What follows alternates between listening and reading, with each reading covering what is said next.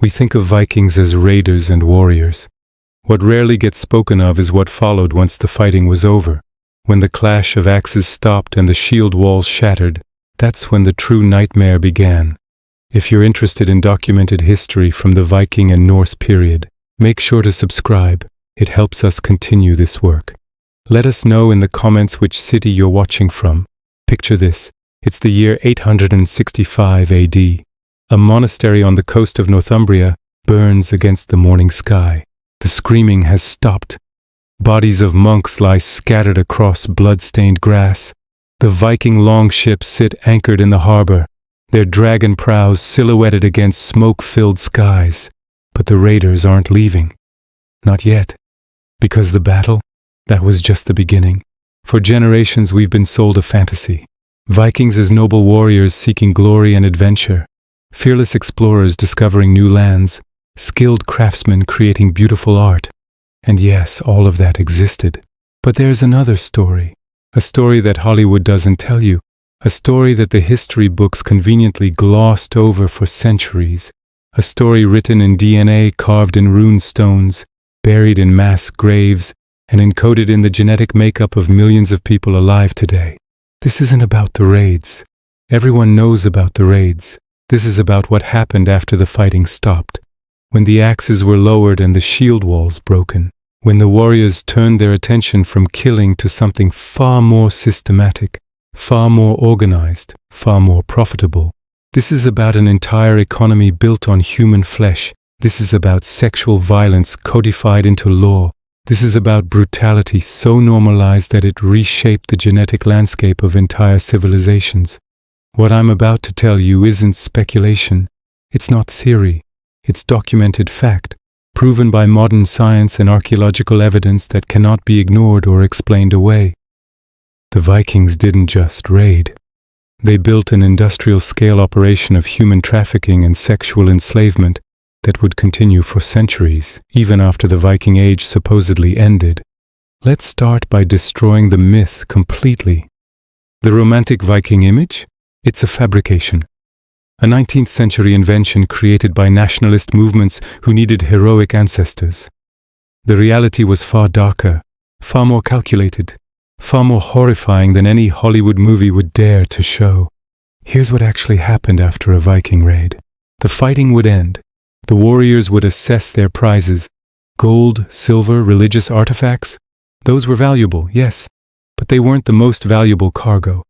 The most valuable cargo was human, specifically young women and children. These weren't taken as an afterthought.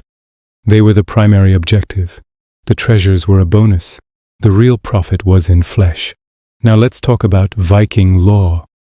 Not the sanitized versions you see in museums. The actual legal codes preserved in runic inscriptions and Icelandic manuscripts. According to the sagas, the medieval Icelandic law code based on earlier Viking traditions, a woman captured during a raid was classified as thifi, property, not a prisoner of war, not even a slave in the traditional sense. She was an object, the same legal category as a sword, a cow, or a piece of land. But it gets so much worse. The law was explicit about what this meant.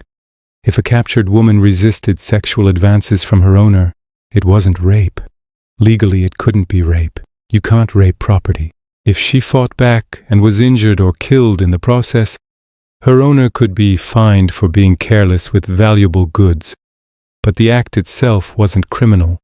If she managed to take her own life to escape her captors, her owner had legal grounds to demand compensation from whoever was supposed to be guarding her. Compensation for damaged property. Think about the implications. Suicide wasn't seen as a desperate act of a suffering human being. It was destruction of assets.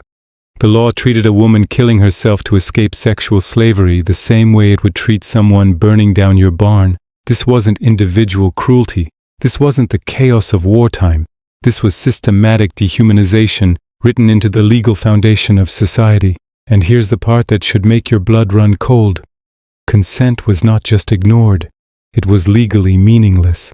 The law explicitly stated that a man who claimed a woman during a raid Whether he participated in the raid himself or purchased her afterward, had complete and total ownership of her body, her labor, her children, her entire existence.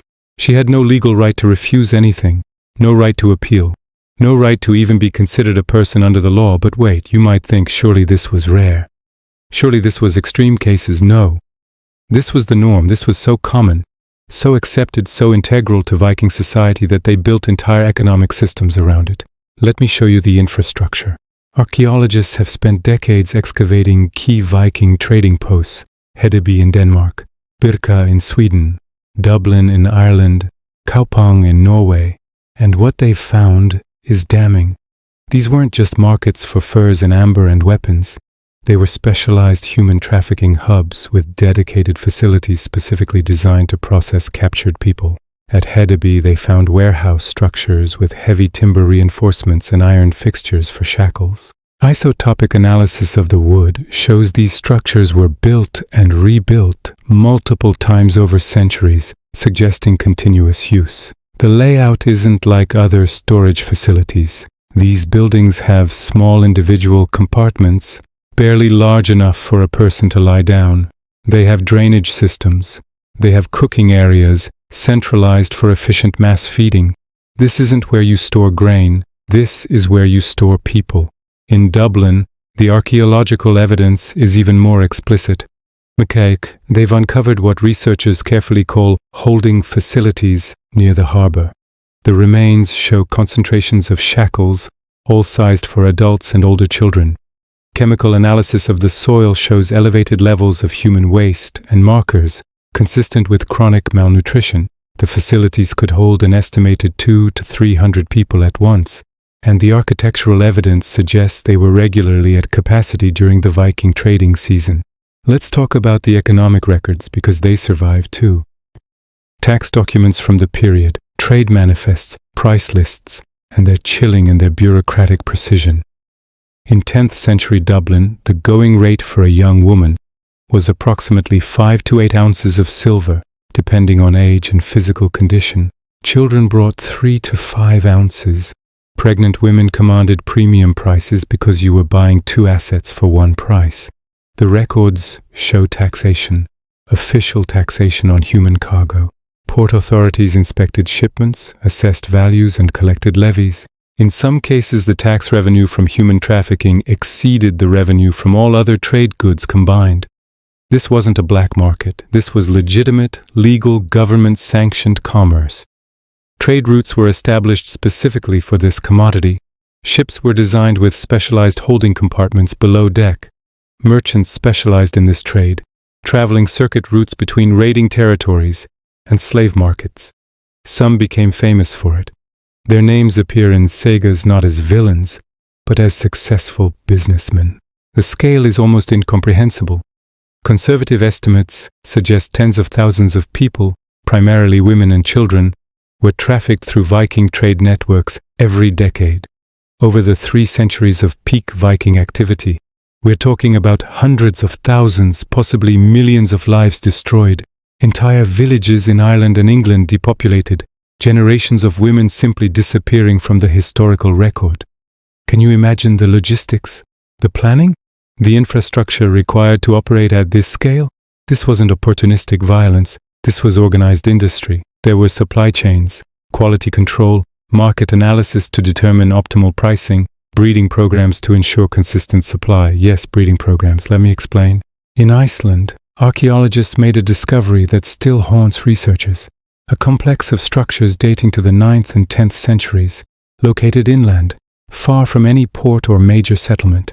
The initial assumption was that it was a farming community, but the skeletal evidence told a different story. The remains were almost exclusively young women and children. The isotopic analysis of their teeth showed they weren't born in Iceland. They came from the British Isles, from the Baltic regions, from all over. And the pattern of their deaths tells a horrifying story. High maternal mortality, evidence of multiple pregnancies in very young women, signs of chronic malnutrition despite being in a region with adequate food supplies. The researchers realized what they were looking at. This wasn't a settlement. It was a breeding facility. a place where captured women were kept specifically to produce children who would be raised as slaves from birth, children who would never know freedom, who would be conditioned from their first breath to accept their status as property. And this wasn't unique to Iceland. Similar sites have been identified in Norway, in the Orkney Islands, in the Faroe Islands. Everywhere the Vikings established permanent settlements, they established these facilities. The business model was simple and brutally efficient. Captured women produced children, and children born into slavery were more valuable than adults because they required less security and were easier to control. But now let's talk about the evidence that cannot be disputed. The evidence written into the DNA of millions of people alive today. Modern genetic studies have revolutionized our understanding of Viking-era migration and conquest, and what they've revealed is perhaps the most damning proof of all. When geneticists analyze the DNA of modern Scandinavian populations, they focus on mitochondrial DNA. This is genetic material passed exclusively from mother to child. It traces maternal lineages back through generations, and what they found in Scandinavian populations shocked even seasoned researchers. Massive amounts of Celtic mitochondrial DNA, Saxon markers, Slavic markers. Up to 40% of female ancestry in some regions of medieval Scandinavia came from outside Scandinavia. 40%. Think about what this means. Mitochondrial DNA only comes from mothers. The presence of such enormous amounts of foreign female lineages means that women from Britain, Ireland, the Baltic, and Eastern Europe were brought to Scandinavia in such staggering numbers and had so many children that they fundamentally altered the genetic composition of the entire population. This wasn't intermarriage. This wasn't cultural exchange. This was systematic generational sexual enslavement on a scale that literally rewrote human genetics. The DNA proves it beyond any shadow of doubt. Nearly half the women in Viking-age Scandinavia were either captured themselves or descended from captured women within just a few generations. Let's put this in perspective. To change the genetic makeup of an entire population to this degree, you need sustained, massive influxes of people over multiple generations. We're talking about thousands upon thousands of women taken from their homes every year for centuries, forced to bear children. Those children considered property from birth. Those children's children continuing the cycle. The genetic evidence also reveals something else. Analysis of Y chromosome DNA, which traces paternal lineages, shows overwhelmingly Scandinavian origins in these same populations. Foreign maternal ancestry, local paternal ancestry. The pattern is unmistakable. Scandinavian men, generation after generation, fathering children with captured foreign women. But the DNA tells us even more. Researchers can estimate when genetic mixing occurred by analyzing mutation rates and genetic diversity, and the data shows sustained mixing beginning in the 8th century and continuing well into the 11th and 12th centuries. This wasn't a single event. This wasn't one generation of raids. This was centuries of systematic practice. And here's where archaeology confirms every horrifying detail. Across former Viking territories, excavations have uncovered mass graves that tell stories the sagas never would. At the site in Dorset, England, they found 54 skeletons, all young males of Scandinavian origin, all beheaded. The initial interpretation was a massacre, but further analysis revealed something else. These weren't warriors killed in battle. They were executed, probably as a reprisal, and at nearby sites they found corresponding graves, women and children, many showing signs of malnutrition and healed fractures consistent with long-term abuse. The isotopic analysis of their teeth showed they were born in Scandinavia but died in England. The pattern suggests retaliation. Local populations striking back against Viking settlements, killing the raiders, and freeing or killing the enslaved women who had been brought from Scandinavia. In Norway, they found execution pits near the breeding facilities I mentioned earlier. Mass graves containing adult women and young children killed simultaneously. Some showed defensive wounds. Others showed signs of being restrained during death. The archaeological interpretation is that these were captives who could no longer produce value, either through labor or pregnancy, being systematically eliminated. The skeletal analysis reveals trauma patterns, healed fractures indicating repeated physical abuse, dental evidence of severe malnutrition during youth, pelvic deformities consistent with multiple pregnancies starting at very young ages. These bones tell stories of lives lived in constant suffering. And then there are the shackles, thousands of them found at sites across Viking territories. Iron shackles designed for ankles, wrists, necks. Some are sized for children. Chemical analysis shows they were worn for extended periods, the iron corroding from constant contact with skin and body fluids. These weren't temporary restraints for dangerous prisoners. These were tools for long-term control of captive populations. At some sites they've found shackles still attached to skeletal remains. People who died in chains and were buried that way, or worse, weren't buried at all, just left where they died until the flesh rotted away and the bones remained, still locked in iron. So what happened when the Viking Age ended? When Christianity spread through Scandinavia? When the Great Raiding era came to a close? Surely this brutal system was dismantled. Surely Christian morality put an end to these practices. No, it was rebranded. See, this is where the story gets even darker, because it reveals how deeply embedded these practices were in European society. The Christian Church officially opposed slavery. Canon law was clear. Christians should not enslave other Christians. It was a sin. It was forbidden. But the economic structures were far too profitable to dismantle. The infrastructure existed. The trade networks were established. Entire regional economies depended on this commerce. So rather than end the practices, they changed the terminology. Women who would have been legally classified as slaves became indentured servants. The distinction was paper-thin. They were still bought and sold. They still had no legal right to refuse labor or sexual service. They still couldn't leave. They still could be inherited, transferred, or used as collateral for debts. The only difference was the paperwork and the religious justification. Others became dependents or wards under religious guardianship. Convents took in women not out of charity, but as unpaid labor forces. These women were bound to the institution, required to perform any labor demanded, including bearing children if appropriate arrangements were made with local nobility. The church blessed these arrangements. They were seen as charitable acts, giving homeless women protection and purpose. In Norman England, after 1066, the legal framework shifted again. The term was villenage, a form of feudal bondage where individuals were tied to land and lord. Women in villenage could be compelled to provide any service their lord demanded. Officially, this wasn't slavery. Unofficially, it was identical in every practical way.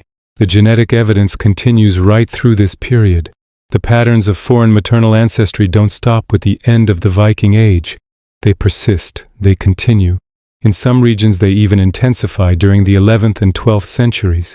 The DNA doesn't lie. The same practices continued under different names. Trade routes adapted. The Dublin slave market didn't close. It transformed into a market for indentured labor contracts. The holding facilities in Bristol became workhouses and charitable institutions. The breeding facilities became orphanages and poorhouses where women traded labor for shelter, except the labor included bearing children for wealthy families who needed heirs or additional workers. Legal codes evolved, but maintained the same power structures. A woman under guardianship in 13th century France had essentially the same legal status as a captured woman in 10th century Denmark. No right to refuse, no right to leave, no legal personhood independent of her master or guardian. The church even developed theological justifications.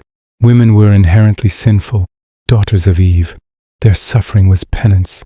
Their servitude was natural order. Providing them structure and discipline was seen as saving their souls. The same brutality, just wrapped in scripture instead of Nordic law, and the infrastructure persisted. Ports that had been Viking trading hubs remained major centers of human trafficking throughout the medieval period. Bristol, Dublin, Rouen. The warehouses were repurposed but not demolished. The ships were redesigned but the routes remained the same. The merchants found new investors but continued the same trade. But let me tell you about the discovery that ties this entire horrific story together. The discovery that shows just how deeply the Vikings understood the system they had created. The discovery that reveals their ultimate act of self-aware barbarity. On the island of Orkney, Archaeologists excavated a Viking settlement that dates to the final collapse of Viking control in Scotland around the mid-11th century. The site showed signs of hasty abandonment, valuables left behind, buildings partially burned. And then they found the graves, dozens of bodies buried in a mass grave near the settlement. The initial assumption was a battle, defenders killed during a siege. But forensic analysis told a different story. These weren't warriors. More than half were women and children, and they weren't killed by enemies. They were executed by their own people. The skeletal evidence is unambiguous. These were Scandinavian families. The DNA confirms it, and they were killed deliberately, methodically, by other Scandinavians. Sword cuts to the neck, blunt force trauma to the head, signs of being restrained during death. This wasn't battle. This was mass execution. And then researchers found the rune stone, partially buried near the gravesite. Carved in Old Norse, the inscription read, Betra sva, better this way. At first they thought it was a memorial, a statement about the deaths being better than some alternative. But as they excavated more sites from the same period, they found the same phrase. On Shetland, another mass grave. More executed families, another stone, better this way. In Iceland, at an abandoned settlement, evidence of systematic killing of women and children, and carved into the wall of what had been a longhouse, better this way. The pattern became clear.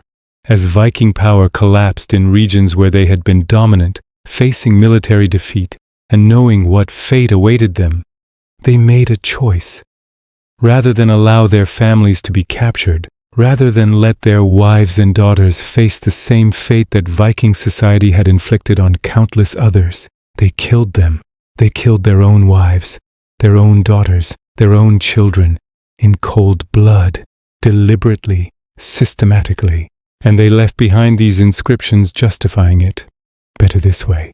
Better to murder your own family than allow them to become property. Better death than captivity. The irony is almost unbearable. For 3 centuries, Viking society had normalized, legalized, and profited from the systematic enslavement and sexual brutalization of captured women. They had built an entire economy around it. They had created legal codes that classified women as property. They had established breeding facilities and trade networks and taxation systems. They had reshaped the genetic landscape of Europe through forced pregnancies and generational slavery. And when the wheel turned, when they faced becoming victims of the very system they had perfected, their response was mass murder. Because they knew. They knew exactly what capture meant. They knew better than anyone what happened after the fighting stopped. They had done it to others for centuries. Better this way. Better to kill your own daughters than allow them to endure what you inflicted on other men's daughters. Better to extinguish your own bloodline than watch it continue under the conditions you forced onto others. The phrase appears in multiple locations across former Viking territories, always associated with mass graves from the collapse period. It became their final statement, their last justification. A dark mirror reflecting back centuries of normalized brutality. They understood the horror they had created because when facing it themselves, death seemed preferable. Think about what this reveals. These weren't monsters who couldn't comprehend suffering. They understood perfectly. They knew it was horrific. They knew it was unbearable. They simply didn't care when it was happening to others, when it was profitable, when it served their interests. But when it threatened their own families, suddenly that same fate became worse than death. The archaeological record shows this pattern across multiple sites. Families executed together, inscriptions justifying the killings, evidence of hasty mass graves without proper burial rites. This wasn't individual tragedy. This was systematic policy. A final acknowledgement that they had created something too terrible to inflict on their own, even as they had inflicted it on countless others. So what do we do with this history? How do we process evidence this damning, this comprehensive, this undeniable? First, we stop romanticizing. The Viking Age wasn't a time of heroic adventure and noble warriors seeking glory. It was a period of systematic industrial-scale human trafficking and sexual enslavement that reshaped the genetic composition of entire populations. The same culture that produced beautiful art and complex poetry also codified rape as property law and built breeding facilities for captured women. These aren't contradictions, they're the full picture.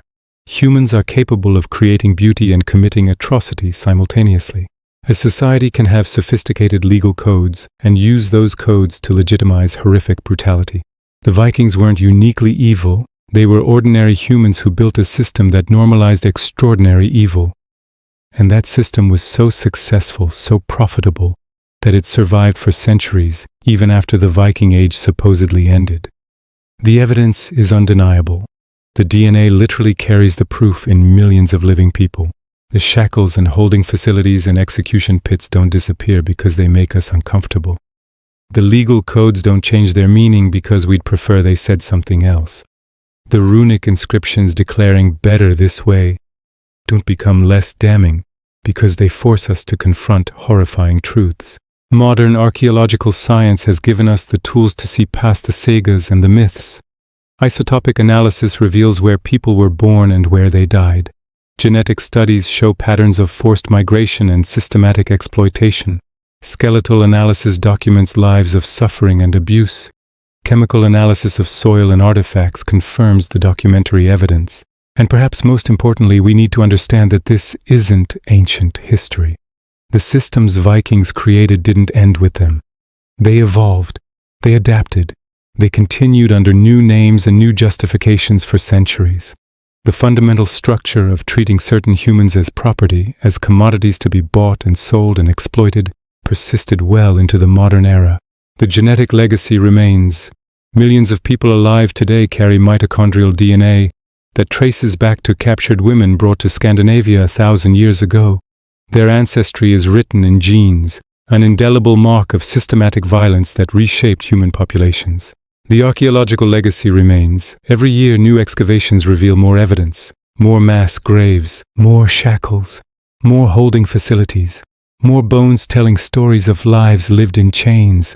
The physical remnants of this system are scattered across Europe, preserved in the earth, waiting to be uncovered. The legal legacy remains. Concepts of human trafficking, sexual slavery, forced labor, all have direct lineages to systems established and perfected during the Viking Age. The terminology changed, but the fundamental structures persisted through centuries of European history. We cannot understand European history without understanding this. We cannot comprehend medieval society without recognizing the scale and systematic nature of sexual violence embedded in its economic foundations. We cannot claim to know the Vikings while ignoring the evidence of what actually happened after their raids ended. The rune stones declaring better this way stand as monuments to self-aware barbarity. They represent a culture that knew exactly what it had created, understood how terrible it was, and chose murder over allowing their own to experience what they had inflicted on others. That's not ignorance.